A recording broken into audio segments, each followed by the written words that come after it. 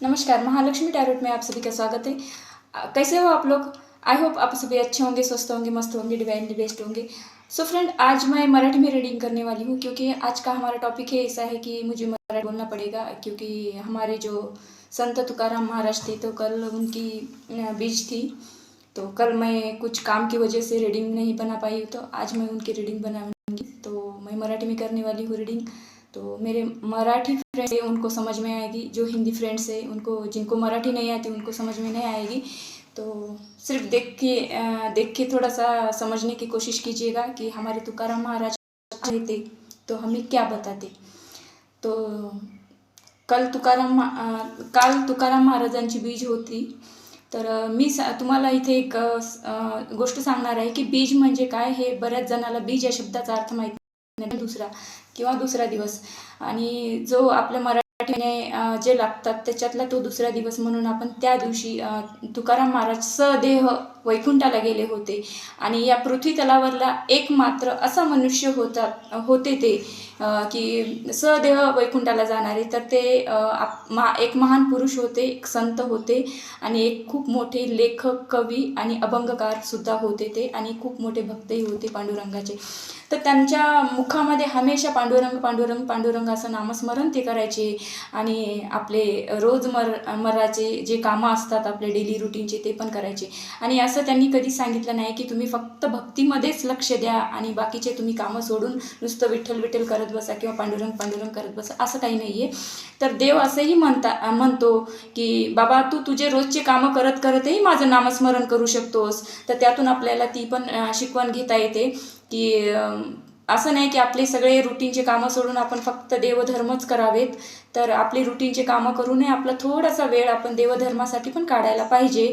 तर मला असं आज फील झालं की आपली जी रूढी परंपरा जी चालत आलेली आहे, तुकाराम महाराजांची बीज आपण साजरी करतो, त्याच्या शुभेच्छा देतात की नाही ते मला माहिती नाही, कारण तो निर्वाण दिवस म्हणूनही साजरा केला जातो। निर्वाण दिवस म्हणजे ज्या दिवशी ते वैकुंठाला गेले तो दिवस म्हणजे बीज म्हणजे त्यांचा निर्वाण दिवस। तर असा तुकाराम महाराजांची बीज आपण काल साजरी केलेली आहे। तर मी त्यांचे काही मेसेजेस देईल। मला त्यांच्याबद्दल तेवढं डीपली नॉलेज नाही आहे। ॲज पर माय नॉलेज मी त्यांच्याबद्दल काही चांगल्या गोष्टी सांगण्याचा प्रयत्न करेल आणि ते तुम्ही पॉझिटिव्ह होऊन ऐकावेत आणि ते आपल्या लाईफमध्ये काही मेसेजेस स्वीकारावेत। जर आज आपले महाराज तुकाराम महाराज असले तर त्यांनी आपल्याला काय शिकवण दिली असती, त्यांनी आपल्याला काय सांगितलं असतं, हे आज आपल्या रीडिंगमधून आपण पाहूयात। तर मला असं वाटतं की त्यांनी आपल्या बऱ्याच चाली रूढी असं मी वाचलेलं आहे आणि त्यांच्याबद्दल ऐकलेलं आहे। त्यांनी आपल्या जे वाईट चाली रूढी परंपरा जे होत्या ते सुधारण्यासाठी आणि ते बंद करण्यासाठी खूप मोठी परंपरा त्यांनी चालू केली, किंवा मग त्यांनी ते ब्राह्मणाशिवाय लग्न लावणे किंवा ब्राह्मणाशिवाय क्रियाक्रमही होऊ शकतं असे त्यांनी सांगितलं। सो फ्रेंड्स, मला इथे एक डिक्लेअर करायचं आहे की मी ब्राह्मणाबद्दल किंवा कुठल्याही जाती धर्माबद्दल चर्चा करणार नाही आहे किंवा त्या कुठल्या विशेष एका जाती धर्माचा प्रचार प्रसार मी इथं करत नाही आहे। तर जे मला माहिती आहे, जे मी वाचले ऐकले ते मी तुम्हाला इथं सांगत आहे। त्या टाईमला मी पण नव्हते, तुम्ही पण नव्हतात। ज्यांनी लेखकांनी किंवा मग ज्यांनी कोणी ते लिहून ठेवलेलं आहे, सांगितलेलं आहे, ते मी इथं तुम्हाला सांगत आहे। बी पॉझिटिव्ह होऊन ऐका आणि कुठल्याही गोष्टीवर असं वाद वगैरे होऊ नये असं माझी एक इच्छा आहे। तर त्यांनी त्या टाईमला आजचे ब्राह्मण खूप चांगले आहेत, कारण आजचे ब्राह्मण खूप शिकलेले आहेत, मोठ्या मोठ्या पोस्टवर आहेत। त्या टाईमला त्यांचं कमाईचं साधन फक्त एकच होतं की त्या टाईमला त्यांनी पूजापाठ वगैरे करून आपला उदरनिर्वाह करावं। जे काही त्यांना ते दक्षिणा वगैरे मिळत होत्या त्या दक्षिणेमधून त्या तेवढ्याच पैशात किंवा तेवढ्याच साधनात त्यांचा तो उदरनिर्वाह होता। पण आजच्या ब्राह्मणांना मोठ्या मोठ्या पोस्ट आहेत, मोठ्या मोठ्या नोकऱ्या वगैरे आहेत, तर त्यांच्याबद्दल त्यांची मानसिकता पण आता खूप चांगली रुढावलेली आहे। पण काही लोक असे त्या टाईमला होते, आता नाही आहेत, मान्य करते। आणि माझ्यामुळे कोणाच्या भावना दुखावत असतील तर मी क्षमा पण मागते। पण त्या टाईमला असं होतं आणि आपले तुकाराम महाराजांनी ते त्यांचे जे ब्राह्मणाशिवाय लग्न लावणं किंवा ब्राह्मणाशिवाय कुठलीही विधान करणं हे पण चालू केलेलं आहे तेव्हा. आणि ह्या बऱ्याच गोष्टींना त्यांनी विरोध पण केलेला आहे, काही चाली रूढी परंपरा जे वाईट होत्या त्यांना. तर मग आज आपण त्यांच्याकडून अशी शिकवण घ्यायला पाहिजे की त्यांनी असं पण म्हणायचे की बाबा तू ग्रह नक्षत्र आणि हातावरल्या रेषा वगैरे ह्याच्या विश्वासावर न बसता आपलं काम कर आणि काम करून आपलं जीवन चांगलं तू सुधारू शकतोस. किंवा ग्रह नक्षत्राच्या आधारावर बसशील आणि ते तुझ्या हाताच्या रेषा वगैरेवर तू विश्वास ठेवून बसशील तर तुझं काही होणार नाही ते, असंही त्यांनी सांगितलेलं आहे. तर माझा ॲस्ट्रॉलॉजीवर विश्वास आहे, पण आपण टोटल विश्वास ठेवून डोळे बसणं दे रे हरी पलंगावरी असं न करता मला असं वाटते की आपण काम केल्याशिवाय आपला उदरनिर्वाह होत नाही आणि कामाशिवाय काहीच नाही आहे. बसूनही काही मिळत नाही आहे. त्यामुळं आपलं काम करणं, कर्तव्य करणं आणि आपलं जे रुटीन जे करणं ते करणं भागच आहे. तर त्यासाठी आपण अगोदर ओरॅकल कार्डमधून आपण ॲस्ट्रॉलॉजिकल ओरॅकल कार्ड जे आहेत माझ्याकडे, तर त्याच्यातून आपण तुकाराम महाराज आज असते तर आपल्याला काय मेसेज दिले असते असं आपण बघू. तर तुकाराम महाराज की जय असं त्यांच्या नावाचा गजर करून आपण या रीडिंगला सुरुवात करूयात. आणि तुकाराम महाराज हे शिवाजी महाराजांचे गुरु होते आणि शिवाजी महाराजांच्या स्वराज्य स्थापनेसाठी त्यांनी पण त्याच्यामध्ये मोलाचा वाटा दिलेला आहे किंवा त्यांचा पण मोलाचा वाटा आहे त्याच्यामध्ये. आणि कशा प्रकारे आहे हे तर संत होते. मग तुकाराम महाराज संत होते, एक भक्त होते, संत होते, तरी त्यांचा कसा वाटा आहे शिवाजी महाराजांच्या स्वराज्य स्थापनेमध्ये तर ते थोडक्यामध्ये मी तुम्हाला इथे सांगत आहे. तर तुकाराम महाराज हे नवयुवकांना प्रेरित करायचे की स्वराज्य स्थापनेच्या कामासाठी शिवाजी महाराज धडपडत आहेत, खूप मेहनत करत आहेत त्या गोष्टीसाठी. तर तुम्ही त्यांच्या सैन्यामध्ये भरती व्हा आणि सैन्यामध्ये भरती होऊन स्वराज्य स्थापनेच्या कामामध्ये तुम्ही वाटा द्या आणि तेवढं योगदान तुम्ही द्या असं नवयुवकांना ते प्रेरणा द्यायचे. आणि बऱ्याच अंशी तुकाराम महाराजांनी पण बऱ्याच लोकांना तिकडं मॉडिफाय केलं की आणि मेंटॅलिटी बदलली लोकांची की तुम्ही स्वराज्य स्थापनेच्या कामामध्ये तुम्ही असा तुमचा सहभाग देऊ शकता. आणि हे फक्त शिवाजी महाराज एकट्यासाठी नाही करत, ते आपल्या सगळ्यांसाठी त्यांनी जे योगदान केलं. आज इतिहासातला एकमेव राजा असा आहे की त्यांचं राज्य दिल्लीपर्यंत होतं आणि हे आपल्या सगळ्यांना आपला इतिहास माहिती आहे.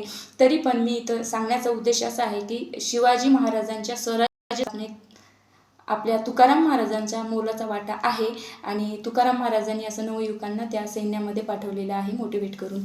तर मी आज आपण पाहूयात की आज तुकाराम महाराज असते तर आपल्याला काय शिकवण दिली असते. जय हरी विठ्ठल, जय हरी विठ्ठल. तुकाराम महाराज की जय, छत्रपती शिवाजी महाराज की जय. चला तर आपण रीडिंगला सुरुवात करूया.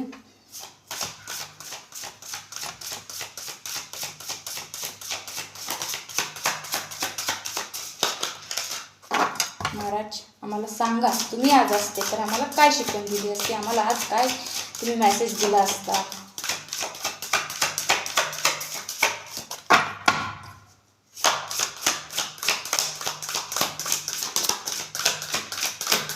तुकाराम महाराज असते तर आज आपल्याला त्यांनी काय मेसेज दिला असता. तुकाराम महाराज आज इथं असते तर आपल्याला त्यांनी एक मेसेज दिला असता की हे बाबा की तू ज्या नेटवर्किंग एरियामध्ये तू अडकलेला आहेस किंवा मग त्याचा मिसयूज होत आहे, जो आपण असं म्हणतो की काय जसं आपलं जे नेटवर्किंग वगैरे असतं किंवा मग आपण फेसबुकचा, इंस्टाग्रामचा आपण किंवा यूट्यूबचा आपण जो वापर करतो, ईमेलचा वगैरे, तर हे जे वेगवेगळे शॉर्ट्स वगैरे आपण बघतो किंवा मग रील्स वगैरे पाहतो, तर ते जे कामाचे आहेत तेवढंच पहा आणि बिना कामाचे घेऊन आपलं डोकं खराब करू नको, असंही त्यांनी आज मेसेज दिला असता. तर तुकाराम महाराज जर आज असते तर त्याने आपल्याला या जाळ्यामध्ये जास्त अडकू न देता चांगल्या काही गोष्टी ज्या असतात की आपलं कर्म कर आणि हे जे तू करत आहेस की जास्त टाईमपास करणं वगैरे मोबाईलवरती, फोनवरती, आणि हे जे तू जे मांडलं आहेस की रात्रंदिवस मोबाईलशिवाय खाता पिता सगळ्या गोष्टीमध्ये जर आपण मोबाईलचाच वापर केलो, नेटचाच वापर केलो, तर त्यामध्ये न गुंतता आपल्या कामापुरता वापर करायचा आणि बाजूला व्हायचा, असंही त्यांनी आज सांगितलं असतं. तर त्यांनी आपल्याला पुस्तकाकडे जा किंवा पुस्तकं वाचण्यासाठी किंवा मग नवीन नवीन आयडियावर काम करण्यासाठी अशीही त्यांनी आपल्याला आज प्रेरणा दिली असती. त्यांनी सांगितलं असतं की तुम्ही आता बघा आपण जास्त वेळ ऑनलाईन वगैरे असतो आणि लहान मुलं पण ते ऑनलाईन जास्त असल्यामुळे त्यांचे डोकं खराब होत आहे आणि त्यांची प्रवृत्ती बिघडत आहे. तर हे जे क्राईम वाढलेले आहेत तर ते मला वाटतं जास्त वेळ ऑनलाईन असल्यामुळं आणि हे जास्त सोशल मीडियामुळे होत आहे. तर सोशल मीडियाचा फक्त कामापुरता यूज करायचा आणि हे जास्त एक्स्ट्रीम लेवलला चाललेले आहे आज गुन्हेगारी वगैरे. छोट्या मुलांमध्ये सुद्धा ते तसे सिम्पटम्स दिसत आहेत. तर ते आज फक्त सोशल मीडियाच्या अतिवापरामुळे होत आहे आणि सोशल मीडियावरती आपण जे कामाचे आहेत तेच पाहायला पाहिजे आणि एक्स्ट्रीम वापर न करता त्याचा शॉर्टमध्ये किंवा टेम्पररी वापर करायला पाहिजे, असंही त्यांनी सांगितलं असतं.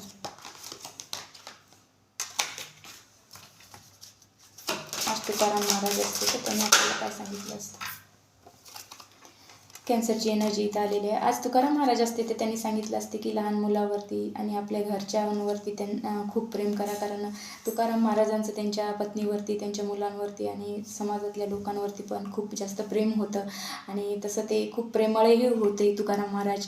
आणि त्यांनी अशी प्रेमाबद्दलही बरेच व्याख्या वगैरे केलेल्या आहेत, सांगितलेल्या आहेत. तर त्यांनी आज असते तर आपल्याला इमोशनल किंवा मग ट्रू इमोशन काय असतात आणि आपण केअर कोणाची करावी, कशी करावी आणि आपण केअरिंग, सेन्सिटिव्ह आणि इमोशनल कसं राहावं किंवा मग आपल्या ह्या एरियामध्ये आपण कसं स्ट्रॉंग राहावं असंही त्यांनी आपल्याला आज सांगितलं असतं. आणि आपल्या फॅमिलीसोबत आपण कसं राहावं, त्यांच्या मुलांसोबत, आईसोबत आणि पत्नीसोबतही कशी वागणूक राहायला पाहिजे आपली किंवा आपण कसं वागावं असंही आज त्यांनी आपल्याला इथं सांगितलं असतं.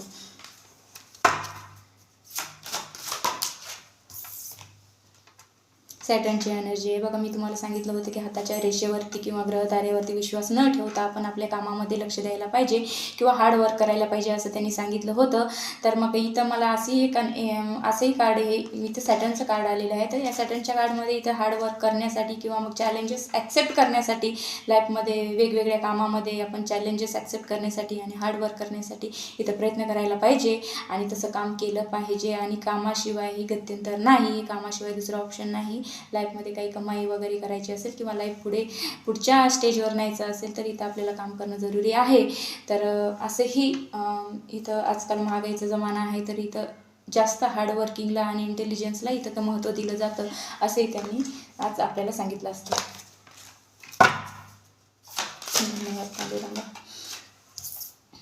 इथं मर्क्युरीचं कार्ड आलेलं आहे. तर इथं आपल्याला असंही सांगितलं असतं की मोबाईलवरती वगैरे आपण टाईमपास करतो किंवा टाईमपास करण्यापेक्षा छोटं मोठं काहीतरी काम कर बाबा तू आणि आपली जे रुटीन आहे किंवा त्याच्यामध्ये जे एक्स्ट्रा टाईम वगैरे तू जे मित्रासोबत किंवा मग कुठल्या एखाद्या ह्याच्यासोबत तू जास्त वेळ टॉक्टिव्ह न राहता, जास्त वेळ न बोलता आपल्या कामापुरतं बोल आणि बाकीचे जे आपले फ्रेंड संबंधी, सखी संबंधी आहेत त्यांच्याशी तू चांगलं राहा आणि त्यांच्याशी कनेक्टेड राहा, त्यांचे सुखदुःख जाणून घे आणि त्याच्या दुःख दूर करण्याची तू मदत कर असंही तुकाराम महाराजांनी इथं सांगितलं असतं.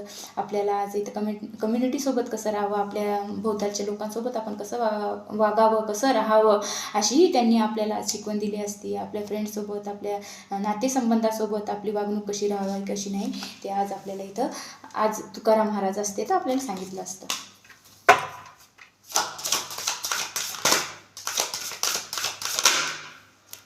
प्लुटोची एनर्जी आहे. तुकाराम महाराजांनी ट्रान्सफॉर्मेशनबद्दलही आपल्याला इथं सांगितलं असतं की दगडा जमिनीवरती पण तुम्ही पीक घेऊ शकता किंवा मग त्यातूनही काही झरे फुटू शकतात आणि खडकातच पाणीवर येतं असंही त्यांनी इथं सांगितलं असतं. आज आपल्याला तुमच्यामध्ये ट्रान्सफॉर्मेशनची ॲबिलिटी आहे आणि तुम्ही समोर बघून आपल्या एक लाईफची नवीन सुरुवात करू शकता. तुम्ही आपल्या जीवनाची नवीन सुरुवात करू शकता. एक विश्वास ठेवून देवावरती, पांडुरंगावरती आपण विश्वास ठेवून आपल्याला लाईफमध्ये किती हर्डल असोत, किती अडचणी असोत त्याच्यावर ते हर्डल आपण दूर करू शकतो, अडचणी दूर करू शकतो. जिथं प्रॉब्लेम आहे त्या प्रॉब्लेमसोबत तिथं सोल्युशनही असतं असंही त्यांनी सांगितलं असतं आपल्याला. आणि तुकाराम महाराजांनी इथं असंही सांगितलं असतं की तुझी एक काय म्हणतात त्याला पॅशनेट एनर्जी, फायरी एनर्जी जी तुझ्या अंगातली आहे, तुझ्या अंगातलं जे काम करण्याच्या प्रती किंवा कुठल्याही गोष्टीप्रती जे तुझा उत्साह आहे तो उत्साह वाढव आणि तू तुझ्या लाईफमध्ये जे जे दगडाळ जमीन म्हणतात त्याचं खडकाळ जमीन, बंजर जमीन आहे, तर तिथं तू काही ग्रो करू शकतोस. तिथं तुझं काय जे असतं की लाईफमध्ये की ट्रान्सफॉर्मेशन करायचं आपल्याला, तर त्याचं तर त्या गोष्टी तुम्हाला तिथं तुकाराम महाराजांनी इथं सांगितल्या असत्या की तू जमीन फोडून जसा लावा वर येतो, जसं अर्थक्वेक आपण त्याला भूकंप म्हणतो, तर भूकंपामध्ये कसं जमीन फाटते आणि त्याच्यातून ते जो लावा वगैरे वर येतो, तर त्या प्रकारे तू असं तुझ्या लाईफमधले जे सगळे प्रॉब्लेम असे दूर कर आणि त्याच्यातून एक चांगला माणूस वर आण, असेही शिकवण त्यांनी आपल्याला आज दिली असती.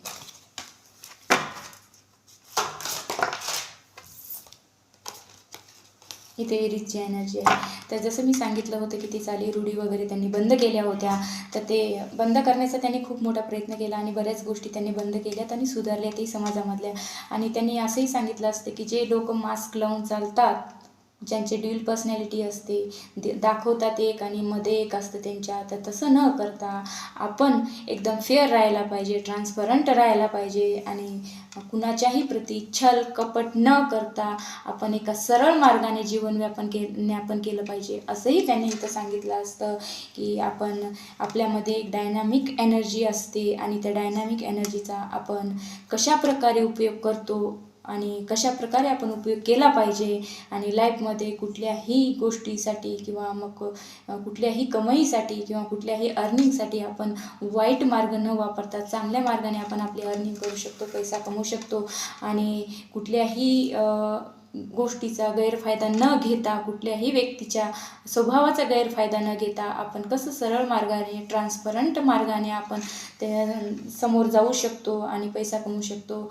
आणि इथं तुकाराम महाराज एका वाण्याच्या घरी जन्मले होते आणि तेव्हा त्यांच्या वडिलांचा जो व्यवसाय होता की पैसे वगैरे देणं व्याजाने किंवा शाहूकारी करणं वगैरे, तर जेव्हा त्यांनी अवेकन झाले, जेव्हा ते पांडुरंगाच्या प्रती शरण गेले, पांडुरंगाची भक्ती त्यांना एवढं ट्रान्सफॉर्म केलं भक्तीनं आणि तो एक साध्या तुकारामातून तुकाराम महाराज घडले आणि ते का साध्या माणसाचं काम नाही आहे, तर त्यांना तसे एफर्ट्स करावे लागलेत आणि जे त्यांचा जो घराण्याचा जो व्यवसाय होता परंपरेनुसार चालत आलेला शाहूकारी वगैरेचा, तो त्यांनी बंद केला आणि वाम मार्गाने पैसा न कमवता त्यांना वाटलं की बाबा हे जे आपण करतोय हे आपण चुकीचं करतोय, कुणाला व्याजाचे पैसे वगैरे देणं किंवा मग हे शाहूकारी वगैरे, तर त्यांना ही चुकीची गोष्ट वाटली आणि त्यांनी ती शाहूकारी बंद केली आणि आपली शेती करण्यास सुरुवात केली आणि शेती करत करत त्यांनी पांडुरंगाचं नामस्मरण करण्यास चालू केलं आणि तेव्हापासून ते तुकारामातून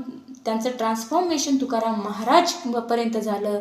तर या ट्रान्सफॉर्मेशनचा जो पिरियड असतो तो मला वाटतो तो काय त्यांचा साधासुद्धा नव्हता. त्यांनी त्यांच्या लाईफमध्ये खूप हर्डल्स पाहिले, त्यांच्या लाईफमध्ये खूप अडचणी आल्यात आणि त्या सगळ्या अडचणी हर्डल्स त्यांनी ओव्हरकम करून कमी करून त्यांनी कसं एक लाईफ ट्रान्सफॉर्म केलं आणि त्यांनी एक गाथा लिहिण्यापर्यंत त्यांची गाथा पण बुडवली काही लोकांनी आणि ते गाथा बुडवूनसुद्धा बऱ्याच लोकांचे तोंडपाठ असलेले जे अभंग ओव्या जे होत्या त्यांनी ते डबल क्रिएट केल्या आणि डबल त्यांनी ती गाथा लिहून काढली. तर मित्रांनो, इथं मला एकच गोष्ट सांगायची आहे की आपण आपल्या लाईफमध्ये जर हर्डल्स आले, आपल्याला काही लाईफमध्ये जर आपल्या असं म्हणू शकतो की 1-2 वेळेस आपला खूप मोठा लॉस झाला तर आपण खूप तुटून जातो, गळून जातो, पडतो आणि आपल्याला असं वाटतं की आता आपलं इथं काही होऊ शकत नाही. पण तसं न करता आपण महाराजांची महाराजांच्या लाईफमध्ये कसं झालं होतं की त्यांची काही लोकांनी गाथा बुडवायला त्यांना मजबूर केलं होतं की तू पाण्यात तुझी गाथा टाक, पण महाराजांनी ती गाथा त्यांचं ऐकून त्यांना असं खूप प्रेशर दिलं होतं काही लोकांनी आणि त्यांनी त्यांची गाथा टाकूनही नंतर दुसरी गाथा त्यांना तयार करण्यासाठी त्यांच्या घरच्यांनी, बाहेरच्या लोकांनी सगळ्यांनी मिळून त्यांना जो धीर दिला आणि त्याच्यातूनच त्यांना जसं एक नवीन लाईफ मिळाली किंवा मग त्यांचं ट्रान्सफॉर्मेशन झालं किंवा त्यांचं माइंडसेट तसं झालं की बाबा एक गाथा बुडवली तर काय हरकत नाही, आम्ही दुसरी गाथा तयार करू. मग त्यांनी तसं केलं. तर ह्या गोष्टीतून आपल्याला असं एवढं शिकायला भेटतं, एवढं शिकायला मिळतं की एक वेळेस आपला झालेला लॉस आहे, त्या लॉसला पकडून किंवा त्या दुःखाला पकडून आपण न बसता त्याच्यावर काय उपाय काढता येईल, त्याचं दुसरं ऑप्शन काय असेल आपल्या लाईफमध्ये, ह्या गोष्टीकडे आपण लक्ष द्यायला पाहिजे. अशी शिकवण या गोष्टीतून आपण घ्यायला पाहिजे आपल्या लाईफमध्ये, असं तुकाराम महाराजांनी सांगलं असतं त्यांनी जर आज असते तर.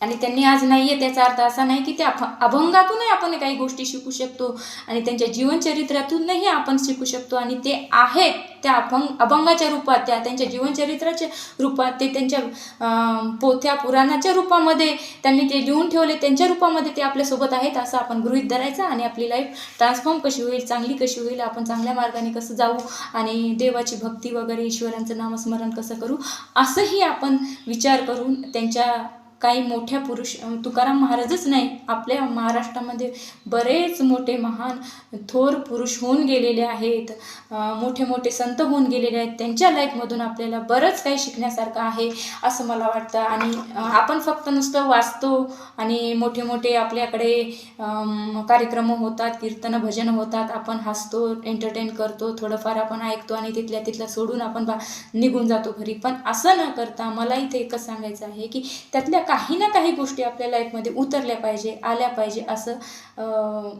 ते फक्त ऐकून सोडायच्या गोष्टी नाही आहेत. त्यांनी तेवढं लिहून ठेवले, त्यांनी त्यांच्या लाईफमधले त्यांचे अनुभव त्यांनी तिथं लिहून ठेवले चांगलेत. आणि त्याच्यातूनही आपल्याला आणि त्या टाईमचा काळ वेगळा होता. आता तर सगळ्यांना इथं फ्रीडम आहे, इथं सगळ्यांना स्वातंत्र्य आहे, तर आपण बरंच काही त्यांच्यापासून शिकून वर जाऊ शकतो असंही मला वाटतं इथं. तर शेवटची एनर्जी आहे द फर्स्ट हाऊसची एनर्जी. बघा इथे ह्या कार्डमध्ये ही मुलगी स्वतःला आरशात पाहते. तर असं आपण स्वतःमध्ये आपल्या मध्ये पाहायचं, अंतर्मनामध्ये पाहायचं आणि आपल्यामध्ये एक नजर टाकायची की आपण काय आहोत, कोण आहोत, कसं राहत आहे, कसं वागत आहे, कसं जात आहे पुढे, आणि आपल्या लाईफमध्ये काय काय अडचणी आहेत, आपण त्या कशा कशा सॉल्व्ह करू शकतो, कसं कसं सोडवू शकतो. आणि आपल्याला असं म्हणतो की काय काय आपल्यामध्ये काय काय अवगुण आहेत, ॲडिक्शन सवयी आहेत, वाईट सवयी आहेत, तर त्या कशा आपण ओव्हरकम करू शकतो, दूर करू शकतो, ह्याच्याकडे लक्ष द्यायचं. आपलं स्वतःचं रिफ्लेक्शन बघायचं, आपण आरशात पाहायचं आणि आपल्याला स्वतःच्या मनाला विचारायचं की त्या टाईममध्ये त्यांनी एवढे अन्याय वगैरे झेलले आणि एवढ्या लोकांचा मनस्ताप वगैरे त्यांना ते ट्रान्सफॉर्मेशन येण्यासाठी त्या लाईफमध्ये त्यांना किती अडचणी आल्या, किती काय काय सहन करावं लागलं, किती काय काय अडचणींना तोंड द्यावं लागलं, हे आपण बघून ऐकून तरी किंवा आपल्या लाईफमध्ये आपण कसं करू शकतो आणि आपले जे ॲडिक्शन, आपले जे सवय आहेत, वाईट सवय, ते कसं आपण दूर करू शकतो, कसं आपल्या लाईफमध्ये एक ट्रान्सफॉर्मेशन येऊ शकतं, आपण लाईफ नवीन प्रकारे चांगल्या प्रकारे कसं पुढे नेऊ शकतो, कसं जगू शकतो चांगलं, हे आपण तुकाराम महाराजांच्या गाथेमधून, तुकाराम महाराजांच्या जीवन त्यांच्या अभंगातून असं शिकण्यासारखं खूप काही आहे. तर आपण किती याच्यातून शिकू शकतो आणि स्वतःला कसं बघू शकतो की आपण आपल्याला वाटतं की आपण खूप चांगले आहोत, काही नाही, पण ते आपल्यामध्ये जे काही बॅड हॅबिट्स असतात तर त्याच्या रिफ्लेक्शन, त्याचं ते तुम्हाला ते कळालं पाहिजे की आपल्यामध्ये काय काय बॅड हॅबिट आहेत आणि त्याचं कसं चेंज करता येईल, आपल्याला कसं चांगल्या सवयी आपल्या लाईफमध्ये आणता येईल. आणि ते तुकाराम महाराजांच्या गाथेमधून किंवा त्यांच्या जीवनचरित्रातून आपल्याला काय काय शिकता येईल हे बघा. आणि हे होतं छोटंसं शॉर्ट रीडिंग. तर मी माझी रीडिंग इथंच थांबवते. तर कुणाच्या डबल एकदा डिक्लेरेशन करते की कुणाच्या माझ्यामुळे भावना दुखवल्या असतील तर मला माफी असावी. आणि मला जे सांगता येत होतं, मला जेवढं बोलता येत होतं तेवढं मी बोलले. आता ह्याच्यातून तुम्हाला किती काय काय घेऊ शकता तुम्ही, तर ते घ्या आणि पुढची जर्नी चालू करा. चला, तोपर्यंत टेक केअर, बाय.